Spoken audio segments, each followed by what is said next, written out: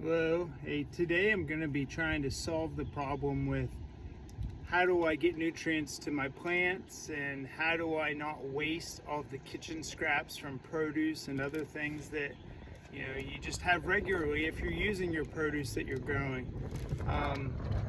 So compost bins are great, but I haven't quite got enough confidence or bold enough yet to commit to building one. So I'm going to show a solution today that's smaller, takes up less room, and is a smaller investment of time and energy, and that is solved by a regular 5-gallon water jug display. So what we do here is grab two 5-gallon buckets. You can see right here there's a line. That's where the bottom of the inside bucket goes.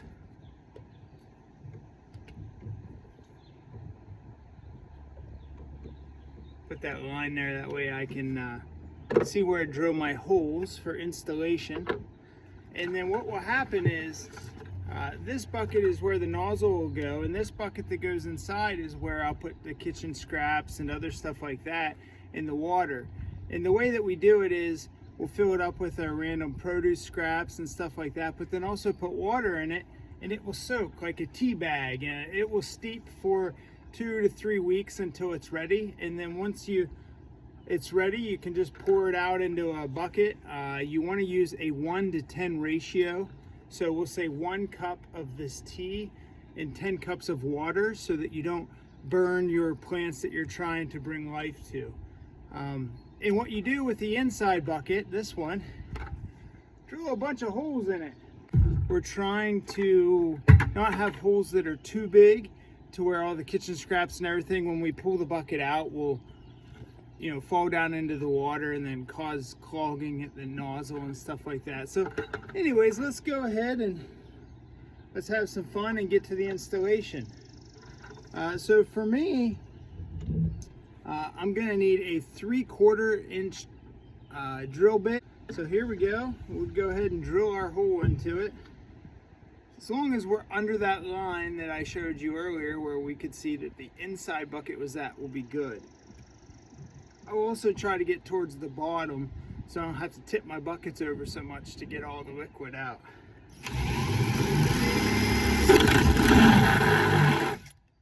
So yeah, so I got my hole. It's not perfectly clean, but we'll see how it goes. So now after I got my hole in there, these little spouts that you can get, I got off an online store. It's very common for people to shop at for about $10 for 2 of them. It's a pretty good price. They come with these little gaskets. What you'll want to do with the gaskets are, you'll want to put one on it now. That'll go on the outside of the bucket to help seal the hole. That's not a perfectly clean circle. And then once that one's in there, we'll go ahead and insert this into the bucket. On the other side, we'll put the other washer on it.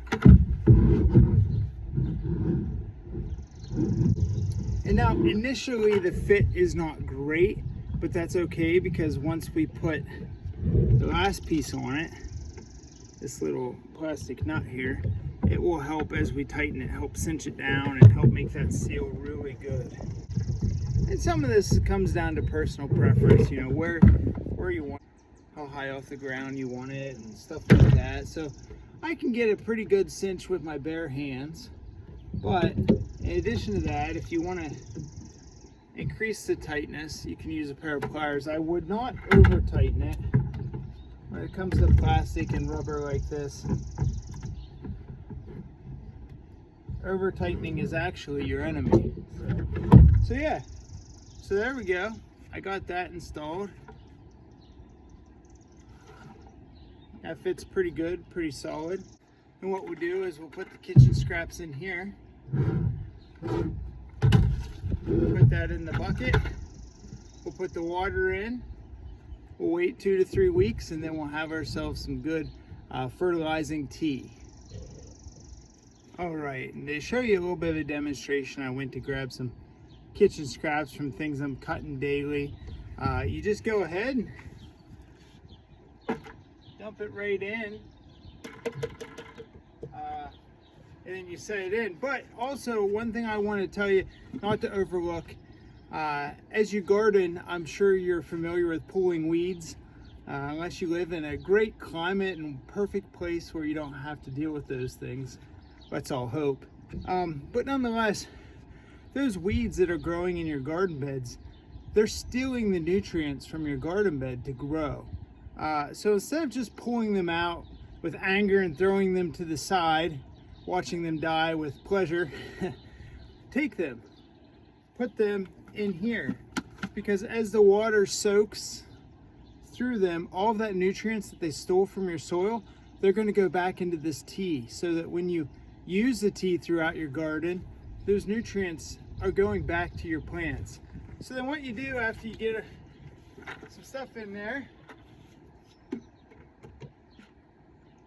just set it down in and let the water get up into the area. And let it soak for 2 to 3 weeks. But it's important to know, so I have some 5-gallon bucket lids, but I would never seal that lid on there completely. Sometimes I put just one part of that lid and seal it down so the rest of it is up, so there's a gap. And the reason you want that is because as the nutrients are getting soaked out of this stuff, and as we're making this compost tea, it actually puts off a gas as it ferments or whatever it is that it does. So you don't want that lid sealed on there, or else you're going to have some catastrophes. But also, in addition to putting a lid on there just a little bit, a really good solution is to find a clean piece of cardboard, one without any printing on it or any dye, so that it won't leach any negative things or chemicals back into your plants. But you can just put this right inside the bucket, and that gives a really good seal. I'll show you what it looks like here. After 2 or 3 weeks, and just take your water jug. It's as simple as opening it up and getting as much as you want. Now, like I said, it's important to use 1 cup of this to 10 cups of clean water. So what I do with my water jugs is I divvy it up and I draw a line on it for 1 cup or 2 cups. And then I'll draw another line on it for 10 cups. Well, actually it'd be 11 cups or 22 cups. So that all I have to do is come out here and fill the tea up to the line. And then after I get to that first line, then I go over to the water and fill it up to the next line. So I'm not taking a 1 cup measure and having to do that 11 times for every good mix. But anyways, so this is a nice way to use a very cheap, very easy, low cost, low effort solution to putting that nutrients back into your flower beds safely, and giving them some life, so they'll keep providing for you and in turn giving you life back. So anyways, happy gardening.